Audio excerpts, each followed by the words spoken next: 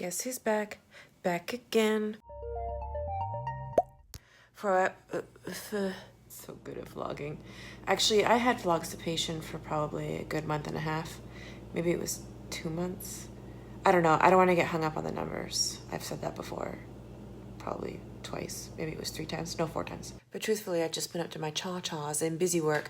I was studying for my StrongFit exam, preparing for the Toronto StrongFit workshop, traveling for my sponsors. Insert other excuses here that make me sound important. So be sure to subscribe. Oh, shameless plug. Because I'm going to have lots of vlogs coming out in the next little bit. This one's the Montreal StrongFit vlog. The next one's the Olympia vlog in Vegas. Fun. And then the one after that will be the Toronto StrongFit vlog. So I want to kick this vlog off by answering the most common question I get asked. Well, actually, it's probably the third most common after, are you a man? And what kind of doctor are you? Are you even a real doctor? And that is, what is StrongFit? Oh, and you can suck my dick. The dick I don't got. And yes, I am a real doctor. And not just a doctor like Dr. Dre is a doctor. StrongFit was invented by Julien in 1974 en France in a mind palace that was shaped like a pyramid in a rabbit hole. StrongFit is based on a series of principles, not methods, that help us live better. It teaches us how we can use movement, breathing, and nutrition to intentionally tune and tone the nervous system so that we can kick ass all the time. Blah, blah, blah. Let me translate that. StrongFit is how I fixed my muscle imbalances, how I became hella strong, and how I decreased my anxiety. And it's a rabbit hole. That would be the phylogenetic hierarchy, the 4 states of the nervous system: flow, fight, flight, and freeze. All I want you to remember is that good movement is linked to strong emotions, and we'll talk about that in this vlog. Raise the bar as to what it is to be a good coach. How you deliver a better message every single day. Yes, I did do my StrongFit exam in Montreal with Richard, and I passed it. So that makes me the 5th ever StrongFit coach in history. That's crazy. People from the StrongFit tribe are asking me, how it feels to become a StrongFit coach. And the answer is, it feels exactly the same as it did before I took the exam. The fool doth think he is wise. The wise man knows himself to be a fool. When I graduated from dental school, it was a very scary day because I realized I was being released. It's basically you being told that you are competent enough not to harm people. I practiced dentistry for 10 years, and I'd say it took me 5 years to really feel like I knew what I was doing. And that includes recognizing your own limitations, because it's what you don't know that you don't know. So just because you get the title StrongFit Coach, that doesn't mean you rest on your laurels. It means the rabbit hole just got deeper. Without further ado, let me show you what went down at the Montreal 2018 September StrongFit workshop and seminar. Wow, that was hard to say.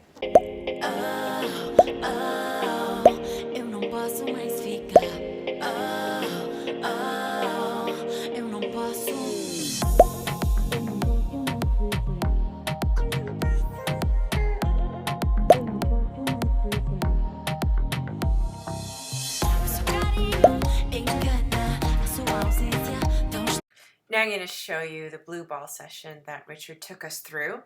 Oh, this thing again. Notice I circled the flow state in blue. So that's the whole point of this workout that Richard's taking us through. We are staying in a social flow state. So notice that we do all socialize with each other, and we're enjoying the pump. The goal is maximum blood flow to the muscles, the pump. It's a feeling of euphoria. But we're not going to explode over into external torque. We're not going to go into the sympathetic fight state. So that's why we're calling this the blue ball sesh. Make sense? Arnold explains it the best. The greatest feeling you can get in a gym, or the most satisfying feeling you can get in the gym, is the pump. Let's say you train your biceps. Blood is rushing into your muscles, and that's what we call the pump. Your muscles get a really tight feeling. It feels different. It feels fantastic. It's as satisfying to me as coming is. I'm like getting the feeling of coming in a gym. I'm getting the feeling of coming at home. I'm getting the feeling of coming backstage when I pump up, when I pose out in front of 5,000 people, I get the same feeling. So I'm coming day and night. Then I look at you.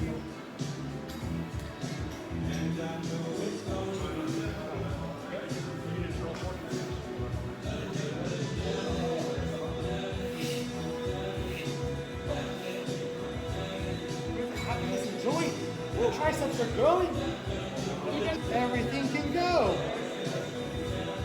Mother effer.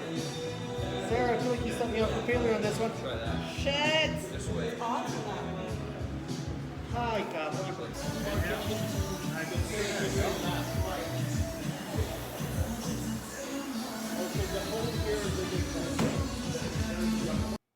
Now we're going to go full sympathetic, external torque, fight mode with some angry sandbag tosses. Yes, you heard correctly.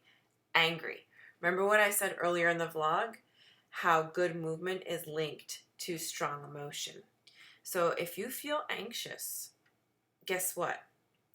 Anxiety is actually a driver. Anxiety is a sign that you're not going sympathetic enough and that you have to take action.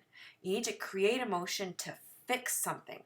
So the win of the sandbag toss workout is actually to get as angry as possible. So that means we need to approach the workout with intent, to go after what you wanted. So in this case, it's to express emotion. So you need to pick an exercise that's going to allow you to get angry. I think sandbag tosses work really well. When you watch me toss on the sandbag, I think you will immediately see what I'm talking about. And listen to how Richard and I yell. That's not bad. That's pretty good. Come on. The sympathetic will start to rise, and you'll start getting more and more angry.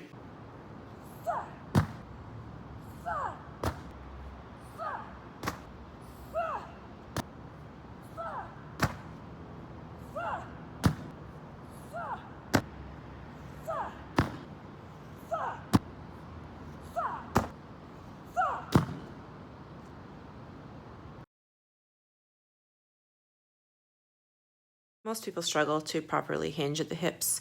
They will instead compensate with their low back muscles, which explains why so many people in the population have low back pain. Just so you know, it took me 14 months to learn how to properly hinge at the hips. Here are some tips from Richard and Julien on how not to squat your deadlift. So Sarah's going to pick up the kettlebell, turn it upside down, and she's going to squeeze as hard as she can on it. Soft knees, guys. Want to be able to see the hips rotate, okay? And slowly come back up. If the hips do not rotate, we're going to see a few different things happen. As she starts to come back up, she'll start to do a back extension. So depending on where that is, it'll either go to lumbar rectors or the T-spine into the mid-back. It should be here, tension all the time. So if the person can't feel it, same idea, you're going to go, shove the fingers to the side right here, and Sarah is going to have to maintain tension the entire time. And back up. Oh, that's good. And there was never any loss of tension. Can you see the kitties? My passion, as you may know, is teaching. I believe that transform people can transform people. So that's why I'm here. And I was thrilled when Richard asked me if I would teach a lecture at the Montreal seminar. So Richard asked me if I would lecture on the 3 rules of exercise and the well-damp control function.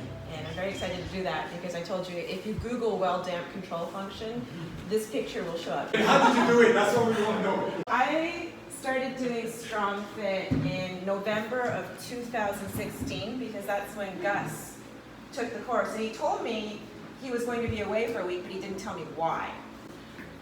And then all of a sudden he posted on his Instagram a photo of himself with these 2 dudes with really huge lats. I Googled Julien and I listened to all of his podcasts and all of his videos twice before Gus came back, made notes, and was already doing the openers. So I've been doing StrongFit since Gus started doing StrongFit. I'm really grateful for Gus because I never would have stumbled upon it had it not been for him. So thank you, Gus. So I've been at this now for 19 months, and you've seen the photo. You can see that I was a bloody mess. You can see I had left upper trap dominance. I had thoracic outlet syndrome, tingles going all the way down this arm into the lateral 3.5 fingers. I had chronic spasm in the left low back. I had the Trendelenburg sign on this side from a weak glute med, whole weak internal torque chain on this side.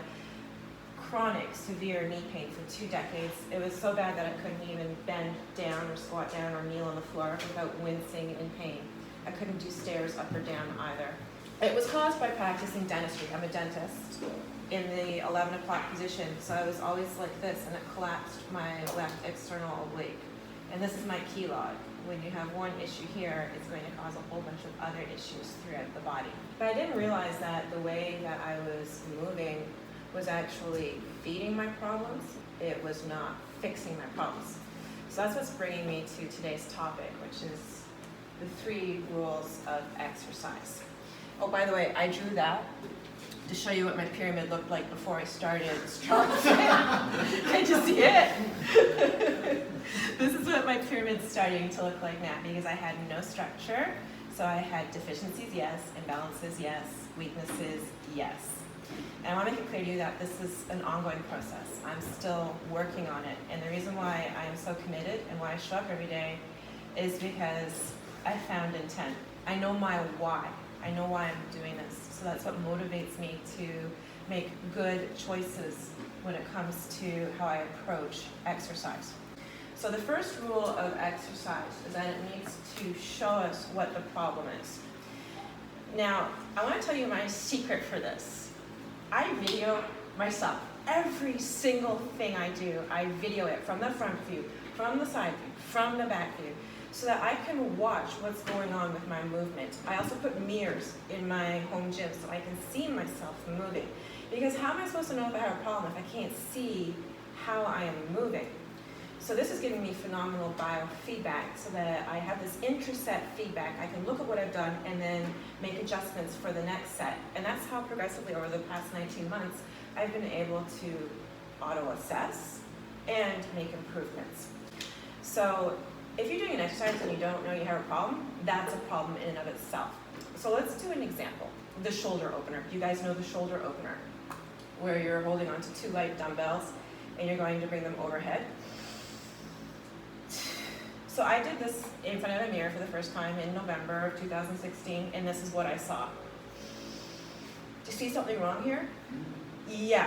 So right away, I knew I had a problem. The shoulder opener was showing me that I had a problem. But I wouldn't have known that had I not been in front of a mirror, or if I hadn't videoed myself, or if Gus hadn't been there to tell me as well. So that's the first step. Does the exercise actually show you got a problem? So the next step, is the exercise going to fix the problem?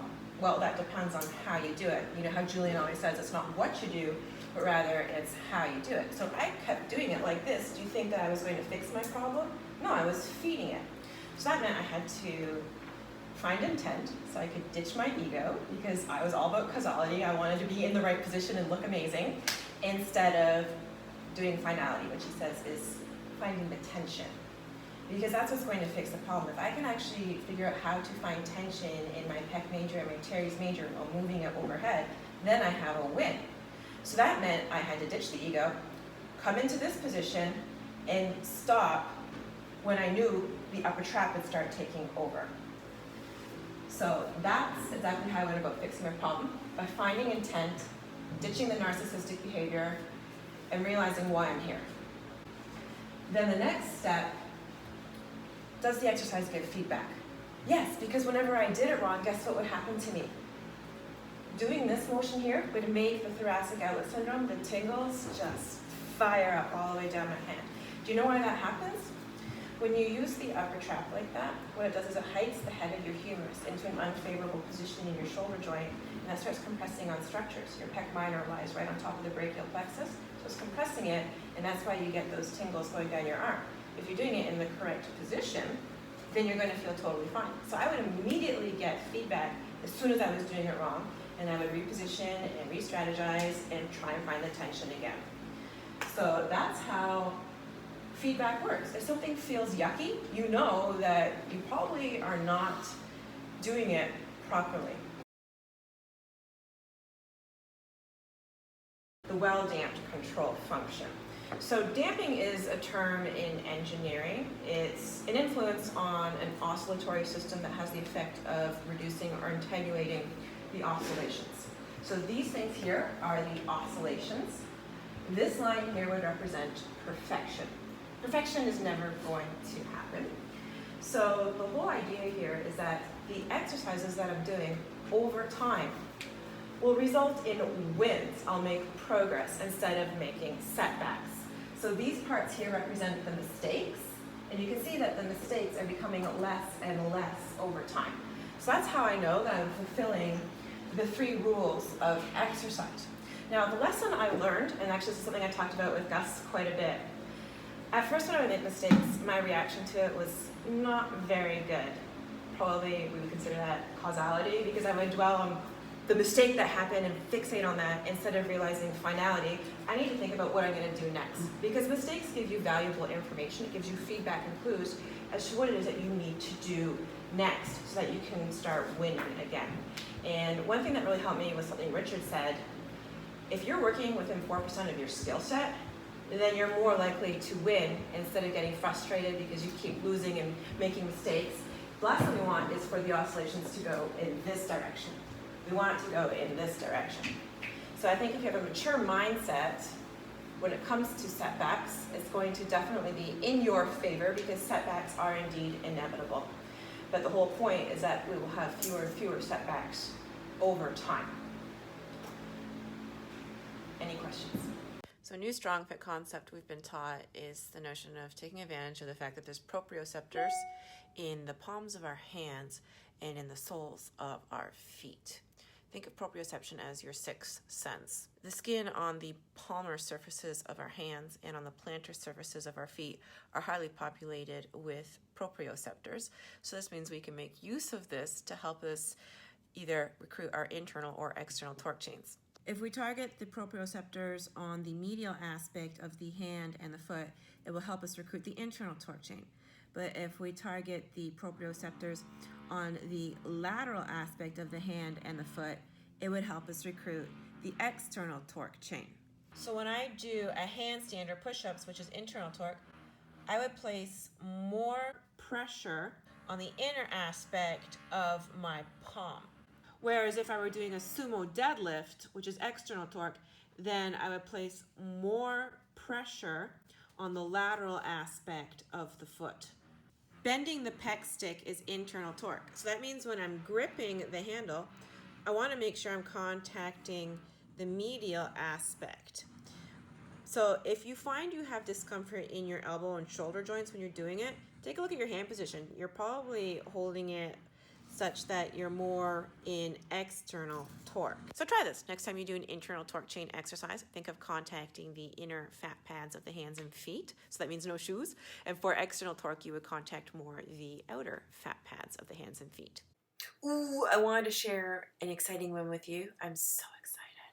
The push-pull grip press handstand. It happened for the first time at the Montreal seminar. Let me show you how I learned how to do it. By doing a lot of plows. This taught me how to fold at the pelvis. You need strong psoas muscles and external obliques. Obviously, I spent a lot of time working on a conventional press handstand against the wall. I also spent a lot of time working on my push-pull grip, as well as doing something called bipolar training to help me get used to the notion of bearing more weight through one arm.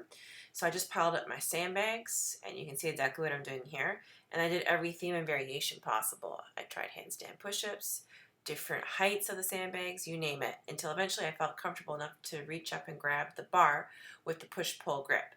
The key is that you have to do it from both the right and left sides so that you don't develop imbalances. And then I figured out how to do it with the 8-inch heels on. The hardest part is bending over to reach your palm to the floor with an 8-inch deficit. So I've actually been practicing deficit hinges to be able to pull that off. Last but not least, I wanted to address the white elephant in the room, and that is the reaction, or the bad reaction I've been getting to the decision to pursue pole fitness. I want you to understand that my intent is not to be a stripper in a club. My intent is to enjoy learning a new skill, to increase my confidence, to increase my strength and mobility, to put myself outside of my comfort zone on purpose so that I can actually grow as a person and an athlete. This was my StrongFit homework from Richard, and it was honestly the best thing that ever happened to me because it made me aware of my weaknesses and it motivated me to overcome them, and it has given my StrongFit training intent. So my question for you is, do you have intent when you train? Without intent, everything falls apart. By the way, pole fitness looks really easy until you try it. Well, thanks for tuning in all the way to the very end. I appreciate your time and attention. If you're interested in learning StrongFit from me, you can check out my Strength Academy. Just click the card somewhere. Yes, Gus and I do teach live Intro to StrongFit workshops. So if you're interested in attending one of those, make sure you subscribe to my vlogs so you'll be informed first when our next workshop launches. Okay, that's enough. Be sure to stay tuned for my next vlog. It's the